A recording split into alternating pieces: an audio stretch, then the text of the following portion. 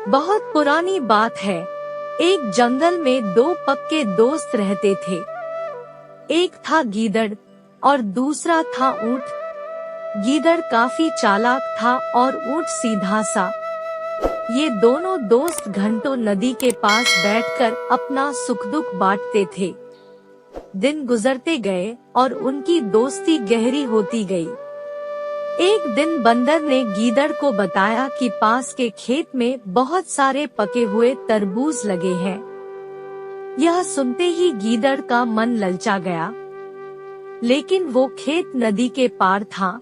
अब नदी को पार करके खेत तक पहुंचना उसके लिए मुश्किल था, इसलिए वो नदी पार करने की तरकीब सोचने लगा।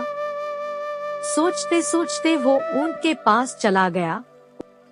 ऊंट ने दिन के समय गीदड़ को देखकर पूछा, मित्र, तुम यहाँ कैसे? हम तो शाम को नदी किनारे मिलने वाले थे।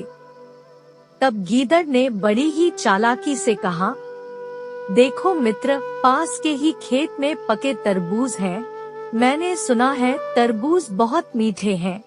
तुम उन्हें खाकर खुश हो जाओगे, इसलिए तुम्हें बताने चला आया।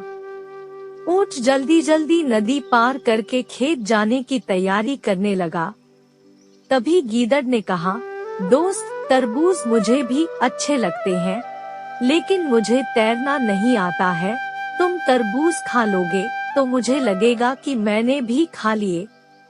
तभी ऊंट बोला, तुम चिंता मत करो मित्र, मैं तुम्हें अपनी पीठ पर बैठाकर नदी पार करवाऊंगा, फिर साथ में मिलकर तरबूज खाएंगे। ऊंट ने जैसा कहा था वैसा ही किया।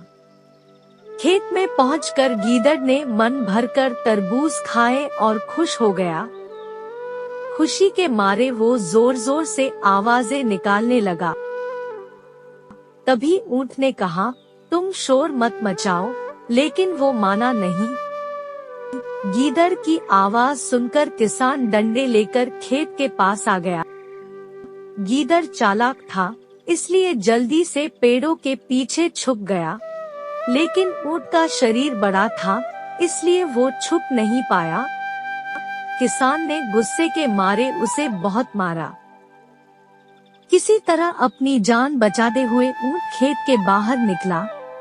तभी पेड़ के पीछे छुपा गीदड़ बाहर आ गया।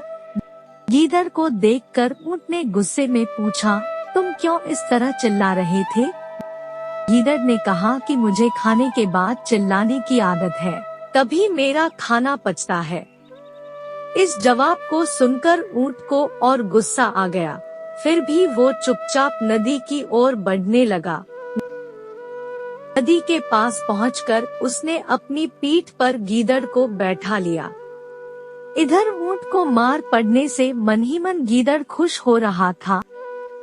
उधर नदी के बीच में पहुंचकर ऊंट ने नदी में डुबकी लगानी शुरू कर दी। गीदड़ डर गया और बोलने लगा, यह क्या कर रहे हो? गुस्से में ऊंट ने कहा, मुझे कुछ खाने के बाद उसे हजम करने के लिए नदी में डुबकी मारनी पड़ती है।